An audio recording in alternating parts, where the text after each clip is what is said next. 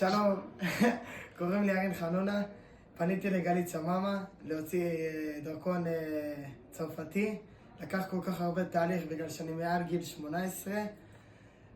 שלחתי הרבה טפסים, הם דחו לי את הטפסים, החזרתי את הטפסים. תהליך יותר גדול, הם עשו סבא, רבא. מצאנו את המסמכים. ומצאנו בסוף את כל המסמכים דרך השגרירות הצרפתית, אני וגלית. והנה, היום קיבלנו את הדרכונים מעל גיל 18, את ספר משפחה, ספר שזה משפחה, מסמך לידי מפתח, כן.